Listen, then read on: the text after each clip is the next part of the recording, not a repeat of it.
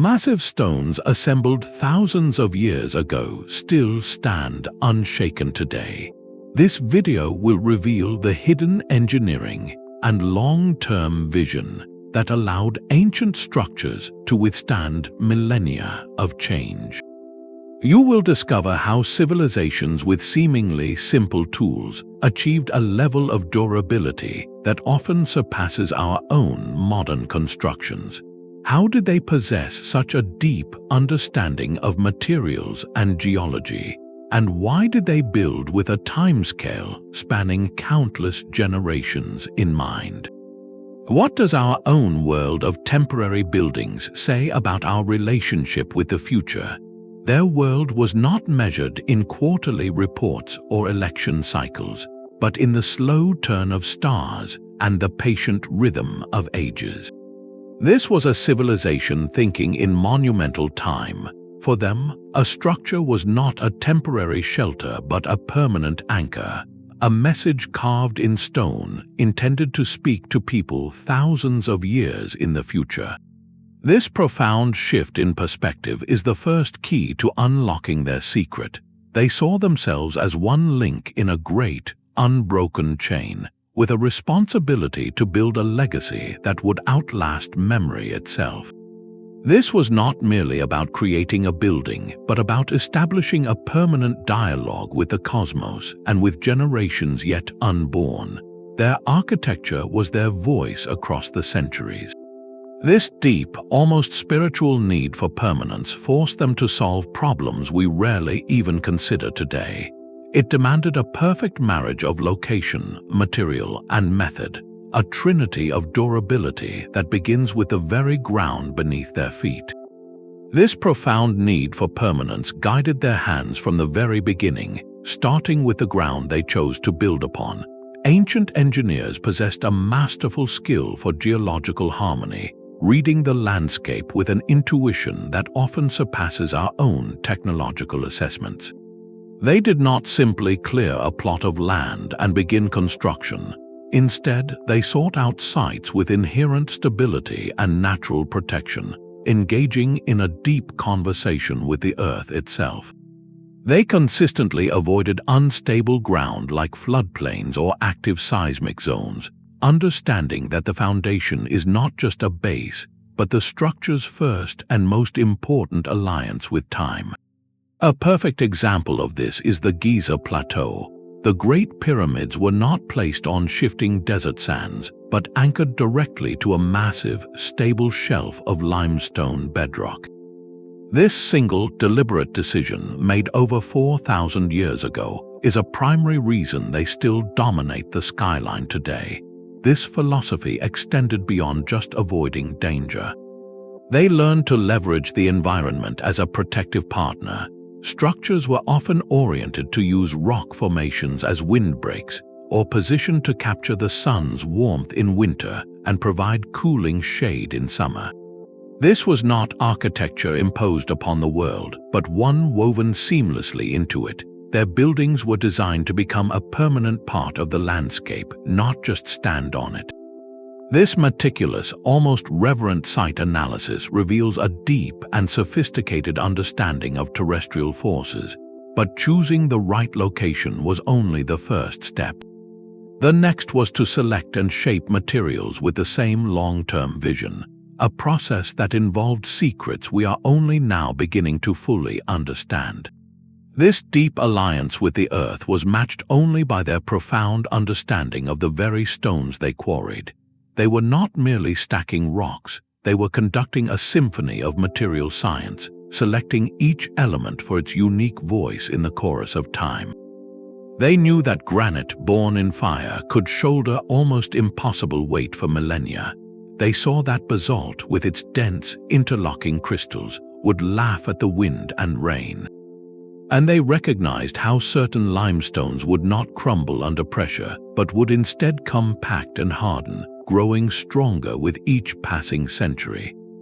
This was an empirical science refined over countless generations and passed from master craftsman to eager apprentice.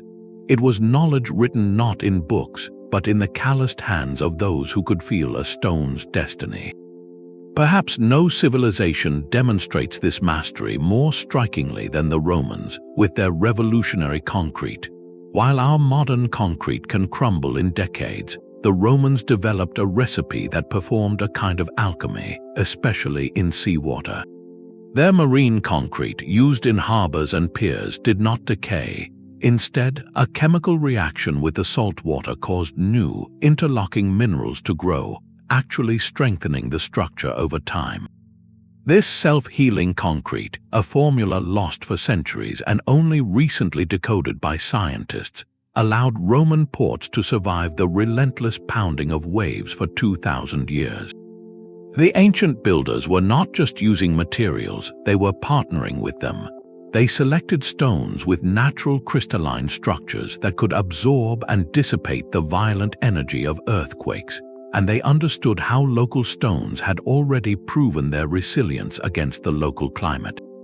This intelligent application of specific materials for specific challenges stands as a testament to an advanced practical wisdom, but choosing the perfect stone was only half the battle. The true magic, the act that transformed a pile of rock into a timeless monument, lay in the art of the fit. The artistry of the fit was a form of high-precision engineering. In countless ancient sites, massive stone blocks were cut with such incredible accuracy that they locked together without any mortar at all. This created a monolithic form, a single, unified mass that could move and settle as one living entity during earthquakes and ground shifts. A stunning example of this is the polygonal walls of Sacsayhuaman in Peru. There, stones of all shapes and sizes, some weighing hundreds of tons, are carved with complex, interlocking geometries that look like a monumental stone puzzle. This was not just for show. When seismic energy courses through the ground, these intricate joints force the energy to dissipate along 1,000 different paths. The walls shift and grind slightly, absorbing the shock and redistributing the immense stress, which prevents the kind of concentrated force that would cause a single block to fail and bring the entire wall down. This dry stone construction is a masterclass in flexibility, a concept we often think of as modern. The level of geometric and structural understanding required to envision and execute this is simply astonishing. It reveals a mind that could see stress patterns in the mind's eye and design a structure to redirect them. This profound focus on the integrity of every single joint leads us directly to the silent, powerful role of geometry itself. This masterful interlocking of stone finds its echo in a deeper, more profound layer of ancient design. The geometry that governed their structures was often seen as sacred, a direct reflection of the cosmos itself. For these builders, mathematics was not just a tool for measurement, but a spiritual language. They incorporated precise ratios and alignments with celestial bodies.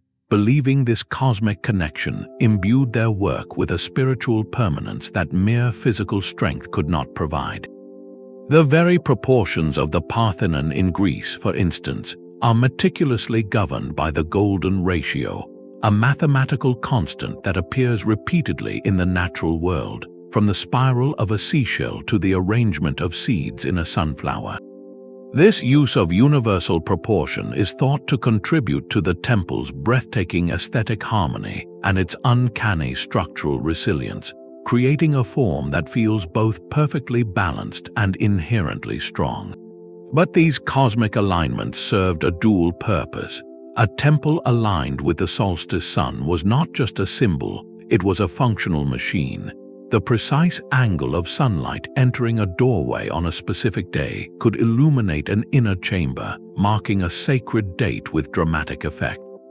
This careful control of light also had a practical benefit, managing solar heat to reduce the thermal stress that causes materials to expand and contract over centuries. Stellar alignments provided a fixed, eternal reference point for navigation and calendar keeping, tying the rhythms of daily life to the unchanging heavens. The powerful conviction that a building was physically and spiritually anchored to the stars provided the ultimate motivation for such painstaking, generational work.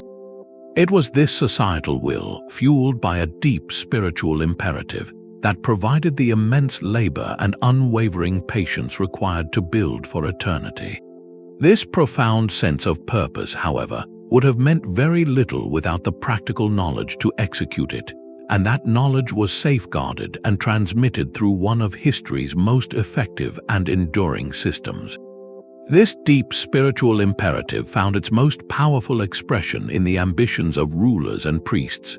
For a pharaoh, a pyramid was far more than a tomb. It was a cosmic launchpad, a machine designed to propel his soul to the realm of the gods and establish his divine authority for all eternity. The sheer scale of these monuments was a deliberate declaration, a statement in stone that this individual's power was so absolute it could reshape the very horizon and command the labor of thousands for decades. In Rome, emperors constructed vast forums and triumphal arches not merely for function, but to weave their own legacy permanently into the fabric of the city. Every marble column and inscribed statue was a calculated effort to ensure that their name and their reign would never be forgotten, long after their mortal life had ended. This drive for immortality through architecture provided the ultimate justification for the staggering investment. It transformed a construction project into a sacred duty, a societal mission that could mobilize entire generations. The workforce was not merely labor, it was a community participating in a project of cosmic significance, often during the annual flooding of the Nile when farm work was impossible. This collective endeavor, fueled by a shared belief system, created a powerful feedback loop. The ruler provided the vision and resources, the priests sanctified the purpose, and the people built a legacy that would, in turn, define their civilization for millennia. The structure itself became the ultimate symbol of a unified society operating at its peak. But this profound motivation raises a pressing question for our modern world, a world that often seems to prioritize the temporary over the timeless. What happens to a civilization's legacy when the will to build for the future fades away? They understood that a structure's greatest enemy was not time itself, but the daily, relentless rhythm of the environment. Ancient architects were master climatologists, reading the patterns of wind and rain with an intimacy we have largely lost. Their designs did not simply endure the weather, they engaged with it, transforming potential threats into manageable forces. This proactive approach to environmental management was a cornerstone of their long-term strategy. In the arid landscapes of India, for example, they did not fight against the monsoon's dramatic cycle of drought and deluge. Instead, they embraced it with the creation of magnificent stepwells. These were not mere water sources, but breathtaking subterranean palaces. Their intricate, cascading staircases and deeply recessed arches did more than provide access to water. They created a robust structural framework.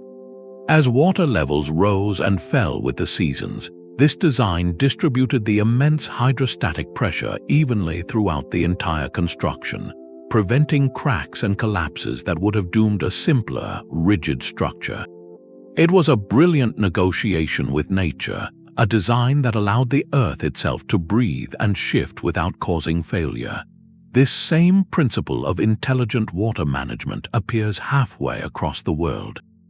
The massive pyramids of Mesoamerica, built to withstand torrential tropical rains, feature steep, stepped sides. This was not merely an aesthetic choice.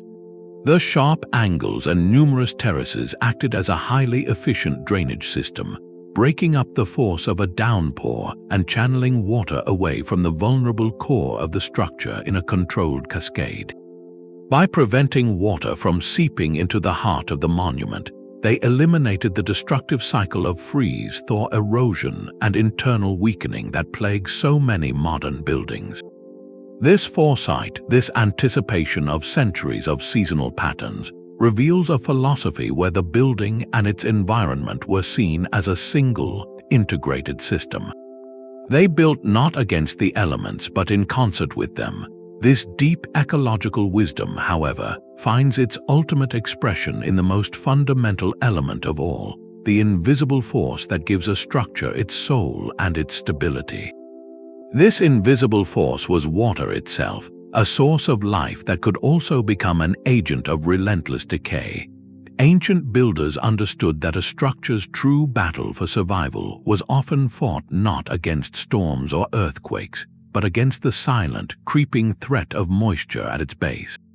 They became masters of hydraulic engineering, designing systems to control groundwater, manage rainfall, and divert the flow of water away from their foundations with astonishing foresight. In the great city of Mohenjo-Daro, part of the ancient Indus Valley civilization, we find one of history's earliest and most sophisticated urban water management systems. The entire city was built on a grid, with streets intentionally sloped to channel rainwater. But the real genius lay beneath the surface. An elaborate network of covered clay pipes and brick-lined drainage channels ran throughout the city, connecting homes to larger central conduits. These weren't just open gutters, they were carefully engineered systems that carried wastewater away from living areas and foundations.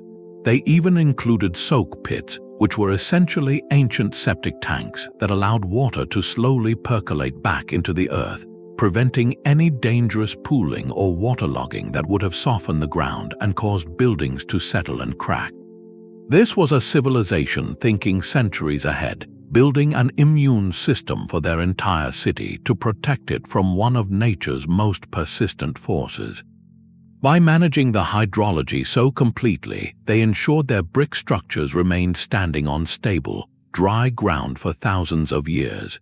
This holistic approach viewed water not as a nuisance to be removed, but as a powerful element to be understood, channeled, and respected. The success of these ancient strategies speaks to a fundamental principle that true longevity requires defending a structure on every front from the ground up. And this comprehensive defense extended far beyond the practical, into a realm where architecture itself became a form of encoded knowledge, a silent language meant to endure long after its builders were gone. This dynamic approach to structural integrity reveals a profound understanding of forces that could not be seen, only anticipated. In regions constantly reshaped by the Earth's movements, ancient builders did not fight against the inevitable tremor. Instead, they designed structures that could dance with it. They mastered the art of seismic resilience, creating buildings that moved, swayed, and absorbed energy in ways that modern engineering is only now fully appreciating. A stunning example of this ancient wisdom stands in the pagodas of Japan. For centuries, these graceful towers have weathered countless powerful earthquakes, not by being rigid and unyielding, but through a brilliant passive damping system. At the heart of many traditional pagodas is a single, massive central pillar, often called a heart pillar or shinbashira. This pillar does not extend to the foundation. Instead, it hangs suspended from the top, acting like a giant, stationary pendulum. When the ground shakes, the flexible timber frame of the pagoda sways back and forth around this stable, independent core. The entire structure rocks and tilts, with each story moving slightly out of sync with the one below it, a motion that gracefully dissipates the earthquake's violent energy across the entire framework. This is not a design of brute strength, but one of intelligent flexibility. The builders further enhanced this effect with intricate joinery. They used complex wooden joints that interlocked without nails or glue, connections that could flex, rotate, and slide under stress. These joints acted like the shock absorbers in a modern car, soaking up jolts and vibrations. Adding to the brilliance, the heavy, tiled roofs common in Japanese architecture served a dual purpose. Their immense weight provided a low center of gravity, acting as a natural counterweight that stabilized the entire pagoda during its swaying motion. This was a complete system designed not to resist the earthquake, but to welcome its energy and transform it into a manageable, rhythmic movement. The philosophy was clear: to bend so you do not break. This revolutionary concept of absorbing and redirecting force, rather than meeting it with rigid opposition, is a principle that defines some of the most advanced seismic engineering today. It forces us to ask, how did these ancient minds, without our instruments or equations, learn to build such elegant dialogues with the very forces that could destroy them? This mastery of natural forces hints at an even deeper secret, one that modern science is still struggling to grasp. There are ancient sites where the very stone itself seems to have been transformed, its surface fused into a glassy, vitrified layer as if by some immense and precise heat. This phenomenon, found at prehistoric forts in places like Scotland, defies simple explanation. Researchers have proposed everything from massive, sustained fires to the use of some unknown chemical agent, yet no single theory fully accounts for the effect. How did ancient builders achieve this vitrification, and more importantly, why? Was it a form of primitive welding to strengthen their walls, or did it serve a purpose we have yet to comprehend? The mystery only deepens when we look at the logistics behind the truly colossal constructions. Consider the podium at Baalbek in Lebanon, a foundation terrace that includes 3 of the largest stones ever moved by human hands. Each of these monoliths weighs well over 800 tons. That is the equivalent of lifting 2 fully loaded jumbo jets and then moving them across miles of rugged terrain. The sheer scale of this endeavor is so immense that modern engineers have a difficult time replicating it even with our most powerful machinery. How were these blocks quarried from the bedrock with such clean, precise lines? How were they transported and then raised into position with near-perfect alignment? The conventional explanations involving ramps, ropes, and thousands of workers begin to strain under the weight of these questions. This is not merely a matter of forgotten brute force, but potentially a lost understanding of physics itself. Perhaps they possessed techniques for making massive stones temporarily easier to move, or methods for counteracting friction that have since vanished from our collective knowledge. These are not just gaps in the historical record, they are chasms. They suggest that certain ancient civilizations reached peaks of technological and practical sophistication in specific areas, knowledge that was so specialized it could have been lost with the passing of just a few generations of master builders. This lost knowledge forces us to confront a humbling possibility that our linear view of progress may be flawed. It pushes archaeologists and engineers to look at these ancient sites not as primitive monuments, but as complex puzzles waiting to be solved, each one holding a potential key to a forgotten way of seeing and shaping the world. The ultimate secret to longevity may not lie in building something that never falls, but in creating something that a community refuses to let be forgotten. A structure's survival across the ages is a dialogue between the original builders and every generation that followed, a chain of care that can be more powerful than the strongest stone. At Japan's Ai's Jingu shrine, this principle is not a hidden legacy but a vibrant, living practice.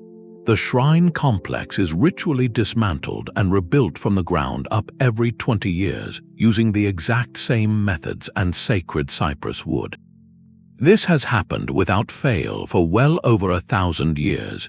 This is not a restoration born of decay, but a deliberate act of renewal, a spiritual exercise that ensures both the physical form and the intricate knowledge required to build it are passed intact from one generation of artisans to the next. The building itself is eternal, not through the endurance of its materials, but through the continuous cycle of its rebirth.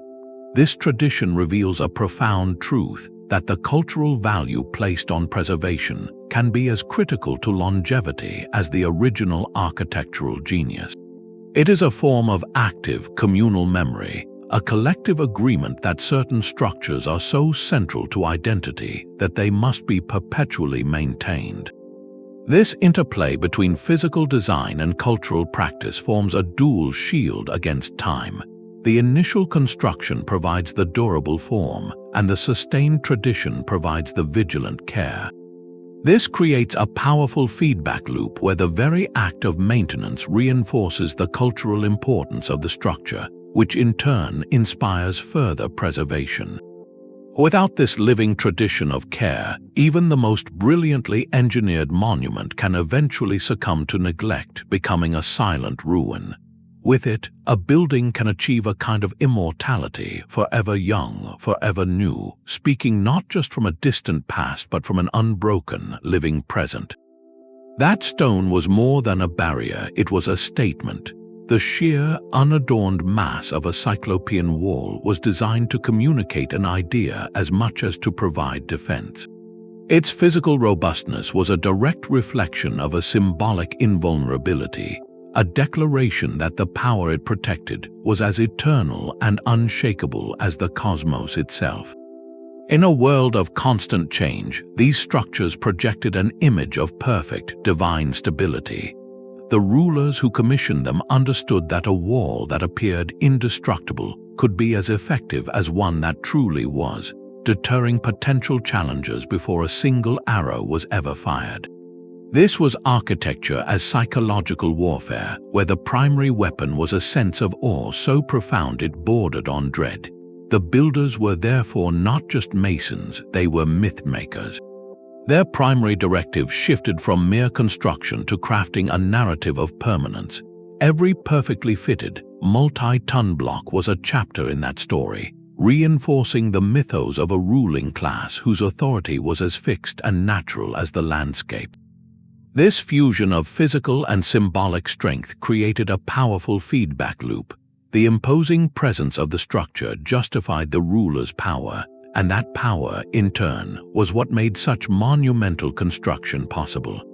The psychological impact on the common person was immense. Living in the shadow of such an edifice, a constant reminder of an unchanging and overwhelming order, naturally encouraged social cohesion and compliance. The fortress was not just a military installation, it was a tool for social control, its silent, imposing bulk doing the work of 1,000 soldiers. This deliberate weaving of myth into masonry ensured that the structure's purpose was never forgotten. It was built to be read, its message of power and permanence legible to every eye for generation after generation. This profound connection between the tangible and the intangible, the stone and the story, leads us to a final, humbling question about our own era. The stones themselves were silent astronomers, their alignments fixed to the rhythms of the heavens. For many ancient cultures, a structure was not truly complete unless it could accurately track the sun, moon, and stars across centuries. This celestial purpose imposed a unique and unforgiving demand for permanence. A temple that shifted by even a few inches over 100 years would lose its precise alignment, rendering its astronomical function useless.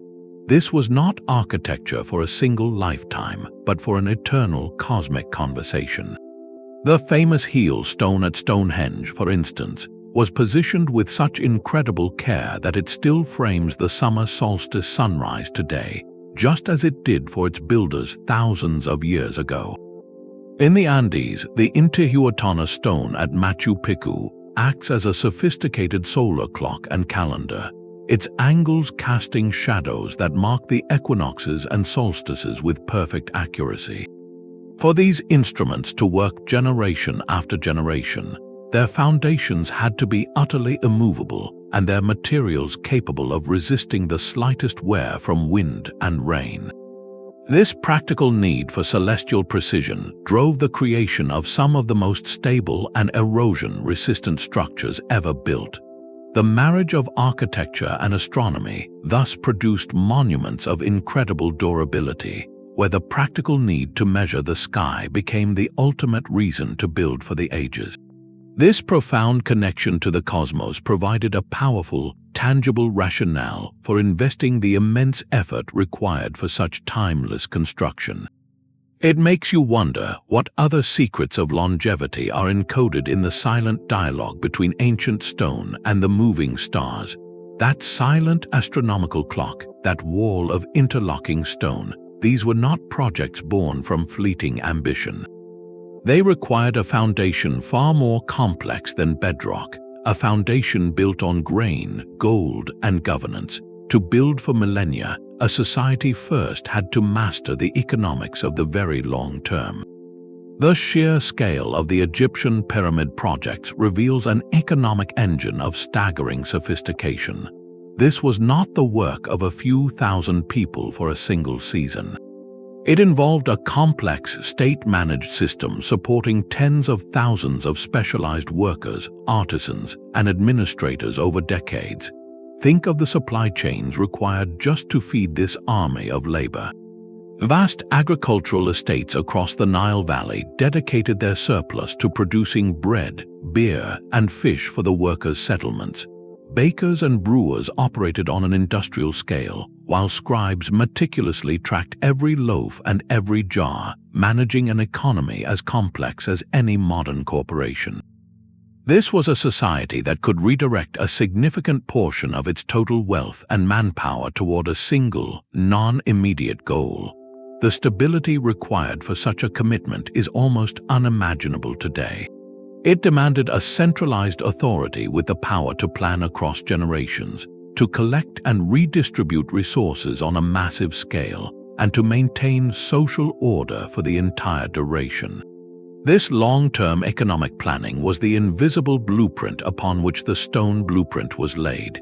The immense investment itself became a powerful guarantee of quality.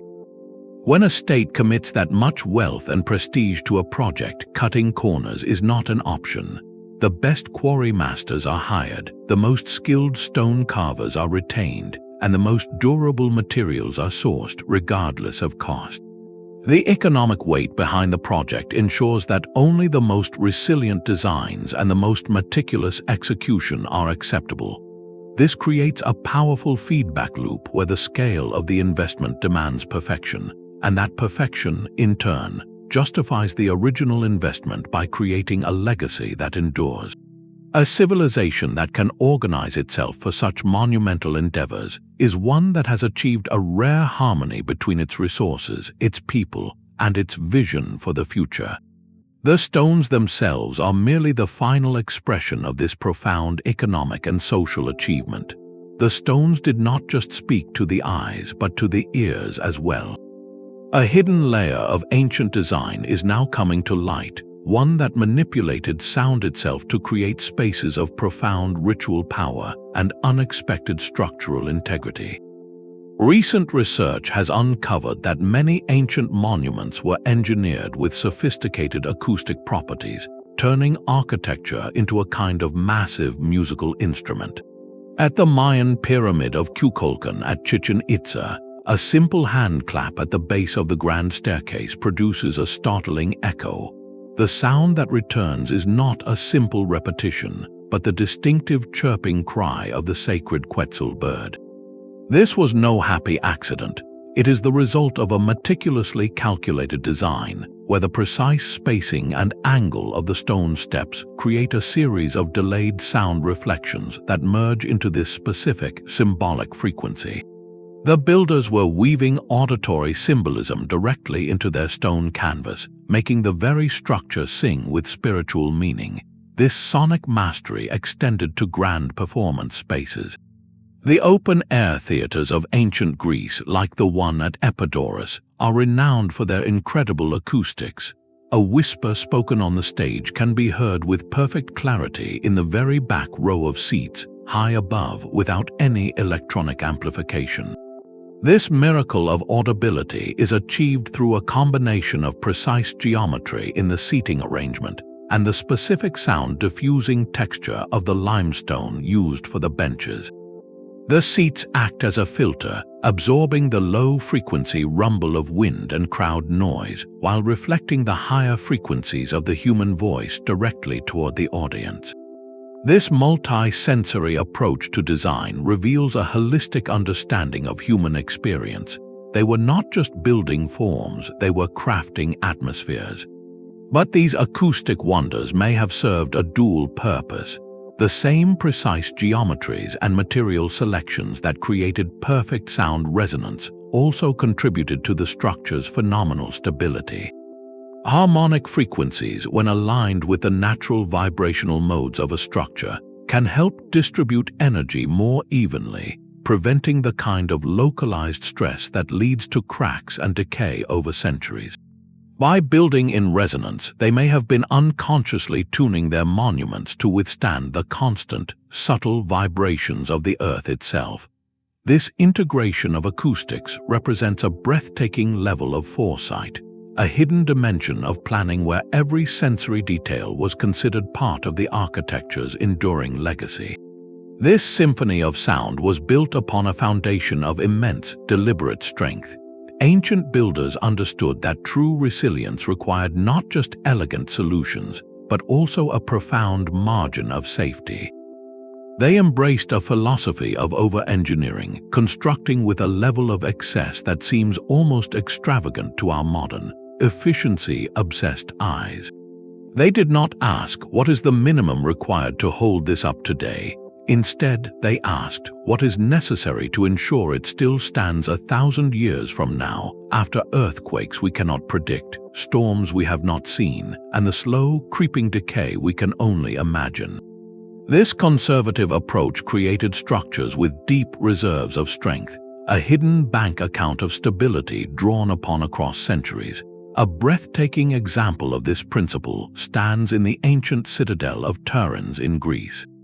Its legendary walls, so colossal they were later believed to be the work of mythical giants, the Cyclopes, are a masterclass in monumental redundancy.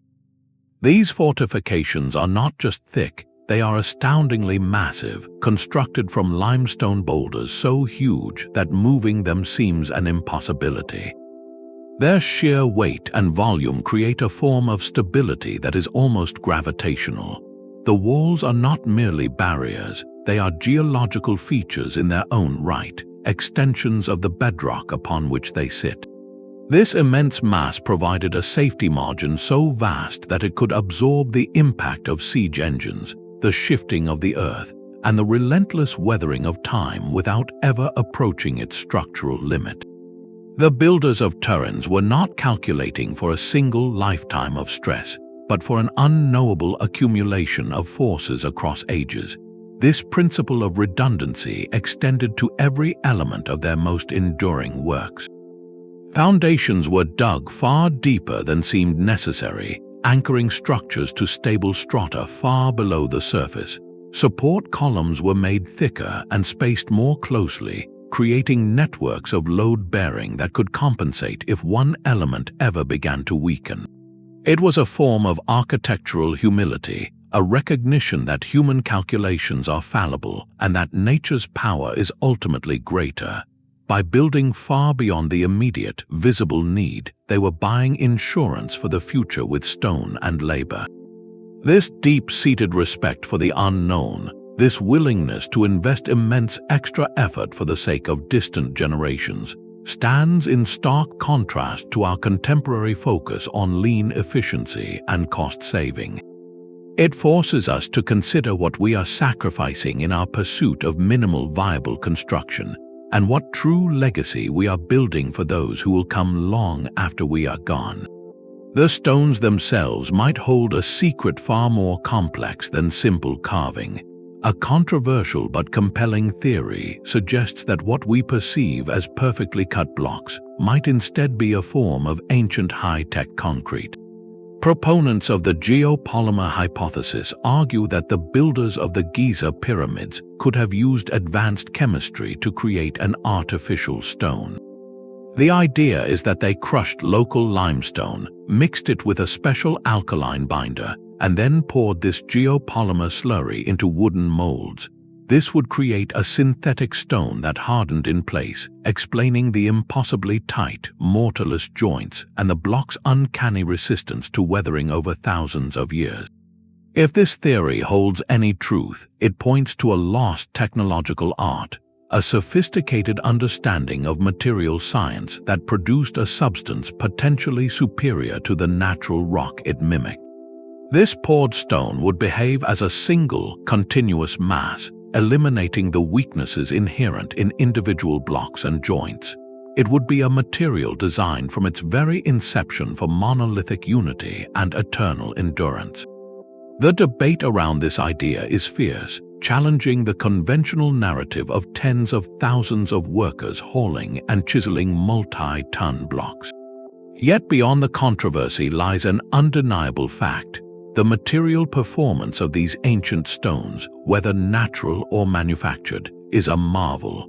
Their longevity forces us to expand our understanding of what ancient civilizations were truly capable of achieving.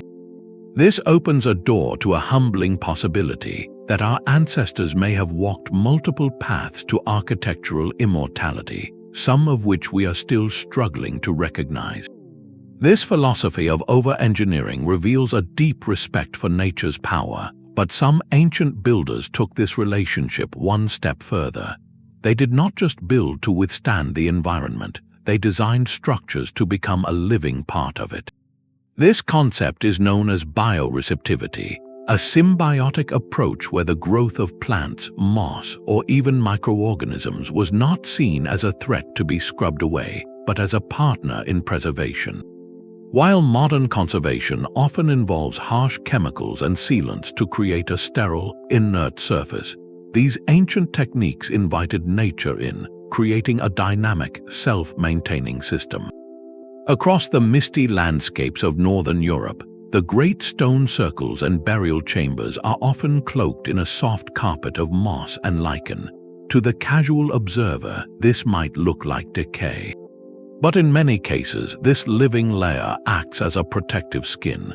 It shields the stone beneath from the direct, erosive impact of wind-driven rain and the damaging cycles of freezing and thawing. The biotic crust regulates moisture, reducing the rate of thermal expansion and contraction that slowly fractures rock over centuries. This was not a planned cultivation in the way we might design a garden, but a profound understanding that certain natural processes, if guided, could become allies. This wisdom manifests even more dramatically in the ancient temple complexes of Southeast Asia, like the ruins of Angkor in Cambodia or Ta Prohm. There, builders sometimes incorporated the roots of specific, slow-growing trees like the towering strangler fig directly into their masonry. As centuries passed, these massive roots grew not to break the walls apart, but to weave through them, acting as a living net of steel-like reinforcement. The roots bind the stones together, stabilize foundations against soil shift, and even help channel water away from vulnerable joints. The temple and the tree become a single, inseparable entity, a collaboration between human artistry and arboreal patience. This was not a surrender to the jungle, but a brilliant, long-term strategy. The builders selected their botanical partners with care, understanding which species would provide structural benefit rather than destructive force. This holistic view created a form of resilience that is both organic and enduring. The structure is no longer a static object fighting a lonely war against the elements, but a participant in a thriving ecosystem. Its longevity is ensured not by isolation but by integration. This ancient lesson in sustainable design challenges a core assumption of our modern world, that to preserve something we must separate it from nature. Perhaps true endurance is found not in defiance, but in a graceful, strategic partnership with the very forces of life and time. This knowledge of stone and stability was a living thing, passed from one pair of hands to another. The master builders of antiquity understood that the deepest secrets of their craft could not be fully captured in written words. They were embedded in the muscles, in the practiced eye that could judge a stone's grain, and in the intuitive feel for how a structure would settle over a century. This wisdom was safeguarded within a powerful and secretive human network, the guilds and apprenticeship systems that treated building knowledge as a sacred trust. In the great cathedral workshops of medieval Europe, a young boy would enter as an apprentice, spending years performing humble tasks while his eyes and ears absorbed everything. He learned not by reading plans, but by holding tools, by mixing mortars, and by watching how his master would tap a specific stone and listen to its ring, diagnosing hidden flaws invisible to anyone else. The most critical principles, the ones that ensured a vault would stand for 1,000 years, were transmitted through this intimate, generational dialogue. The guilds protected these trade secrets with fierce determination. They developed their own symbolic languages and coded markings, a visual shorthand carved into stone that communicated complex instructions about cutting angles, load-bearing, and assembly sequences to initiated members. This was a closed knowledge ecosystem designed to maintain an unbroken chain of quality from one grand project to the next. The continuity of this specialized understanding was the invisible mortar holding their entire architectural legacy together. It ensured that the hard-won lessons from a collapse in one city would inform the construction of a spire in another a century later. This system created a living library of practical engineering, where every master builder was both a student of the past and a teacher for the future. Yet this profound strength was also its greatest vulnerability. The entire edifice of timeless construction rested on a fragile, human foundation. If that chain of mentorship was ever broken, if a generation of masters failed to pass on their unspoken wisdom, entire libraries of irreplaceable knowledge could vanish into the silence of history in a single lifetime. These silent stones often speak in a language of symbols. Carved directly into the walls of the most enduring monuments, we find more than artistry. We find their own instruction manuals and historical records. This was a brilliant strategy of self-documentation, where the structure itself was designed to preserve the knowledge of its creation. The great temples of Egypt are covered in hieroglyphs that do more than just praise pharaohs. They meticulously detail the entire construction process. These reliefs show us the quarries, the sledges dragging colossal statues, the precise rituals of the foundation ceremony, and the names of the master architects. It is as if the builders embedded a permanent archive into the very skin of the building, ensuring that their intellectual legacy, the how and why of their work, would endure just as long as the stone. This was architecture as its own historian.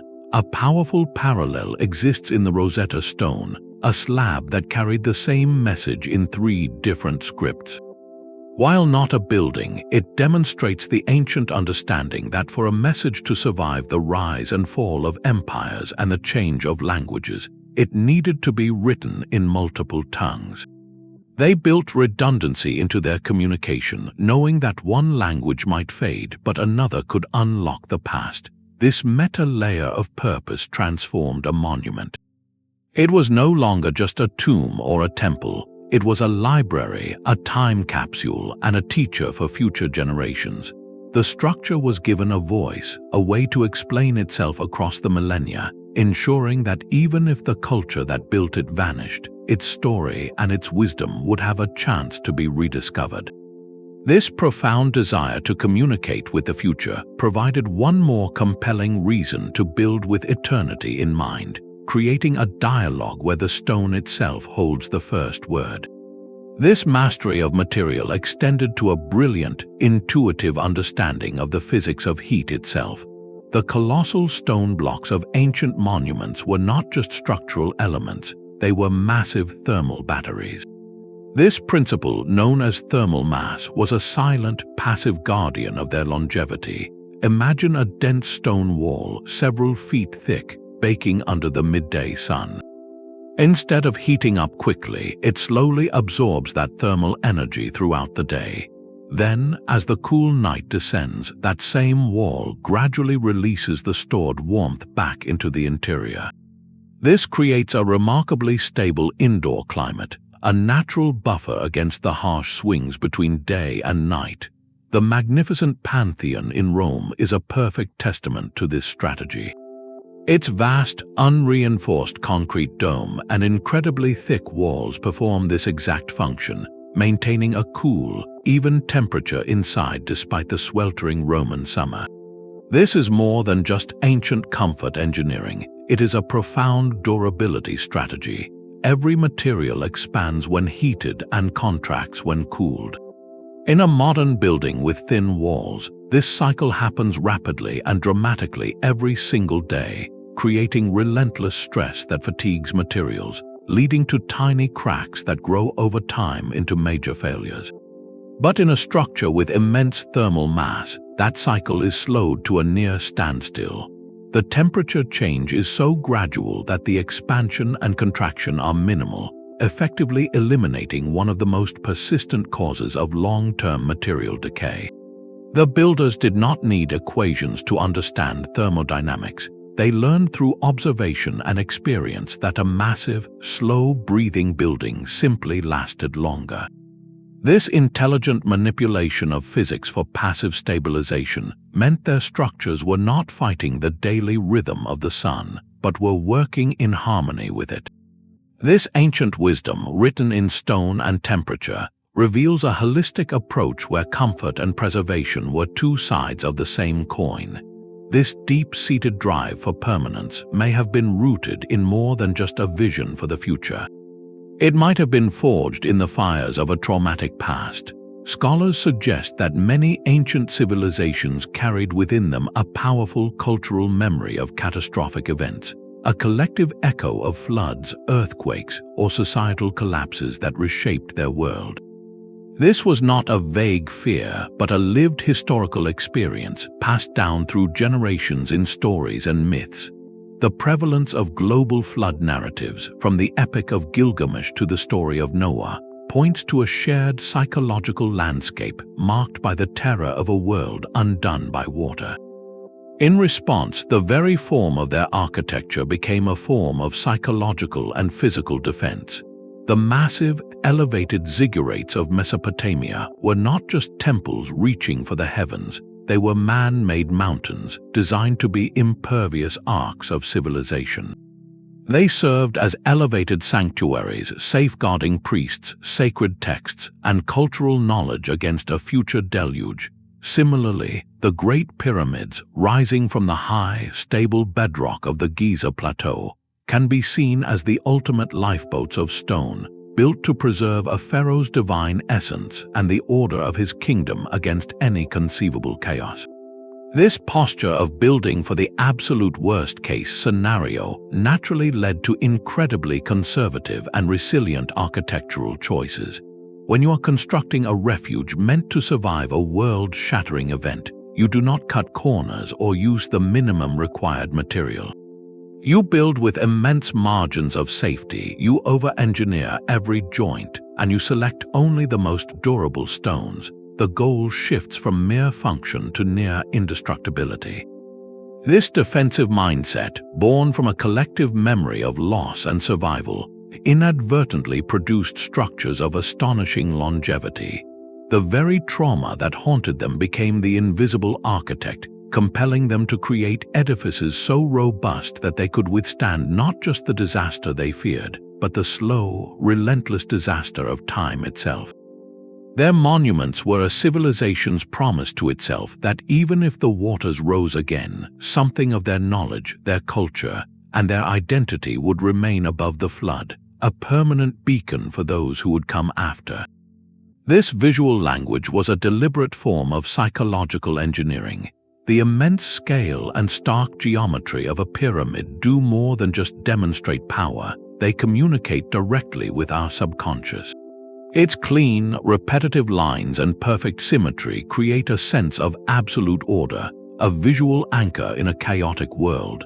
This aesthetic of permanence was designed to be psychologically reassuring, telling every observer that the power it represented was as fixed and eternal as the laws of mathematics. The same principle holds true for the majestic curve of a Roman dome. Its perfect, unbroken hemisphere feels like a piece of the sky itself, a form so fundamental it seems to exist outside of any particular era or fashion. This was architecture stripped of transient decoration, reduced to its most essential and timeless forms. The beauty we find in these structures today is not an accident.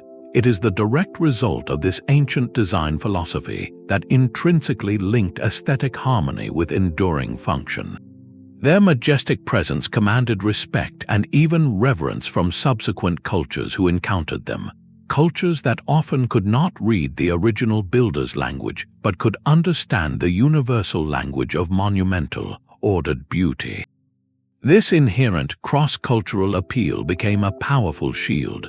A conqueror was far more likely to repurpose a breathtakingly beautiful temple than to dismantle it for its stones. Its aesthetic value ensured its physical survival, transforming it from a symbol of a defeated enemy into a prized landmark of the new regime. The structure's visual power, therefore, became its own best preservation strategy, a silent plea for mercy written in the language of form and scale that continues to resonate across millennia.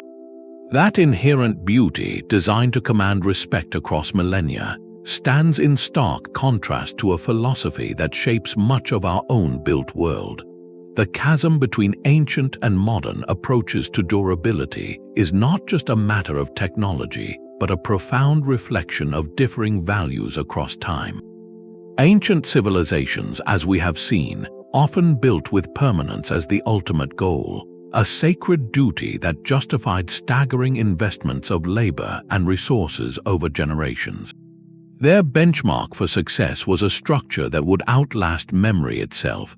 Our contemporary world, by contrast, frequently operates on a different set of principles: efficiency, cost-effectiveness, and often a concept known as planned obsolescence. This is the intentional design of a product with a limited useful life so that it will become outdated or require replacement. In construction, this is not always a sinister plot, but a pragmatic calculation. Modern reinforced concrete, the backbone of our cities, is typically engineered with a designed lifespan of 50 to 100 years. It is a marvel of strength and speed, allowing us to build skyscrapers in months. Yet compare that to the unreinforced concrete dome of the Roman Pantheon, which has sheltered worshippers and awed visitors for nearly 2,000 years. The Romans used a different formula, one that created a self-healing, flexible material, and they built with mass and form that distributed stress in ways we are still studying. Their concrete was not designed for a century, it was designed for an eternity they could not even measure. This shift from millennia to decades as a standard raises uncomfortable questions about our own societal priorities. Are we building a legacy, or are we managing a portfolio of assets with depreciation schedules? The ancient approach saw the immense cost in labor and material as an investment in cultural immortality. Our modern calculus often views that same level of over-engineering as economically irrational.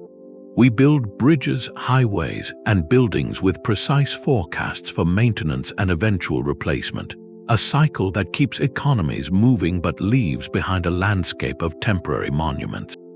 This is not to say modern engineering lacks brilliance or that ancient methods were universally superior. We build for populations and scales they never imagined, and we incorporate safety standards and comforts they could not conceive. The point of contrast lies in the core intention and the relationship with the future it implies. The ancient builder asked, "How can I make this last forever?" The modern engineer often asks, "How can I make this safe, functional, and affordable for its intended lifespan?" One philosophy speaks to a dialogue with deep time, the other to a negotiation with the present and the immediate future. This dichotomy forces us to look in a mirror. What does our built environment, filled with structures whose expiration dates are calculated from the day they open, say about how we value the world we will leave behind?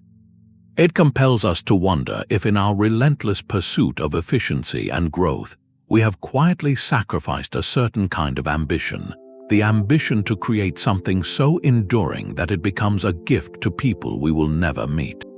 These silent monuments are not accidental survivors of time. They are the deliberate result of a profound synthesis.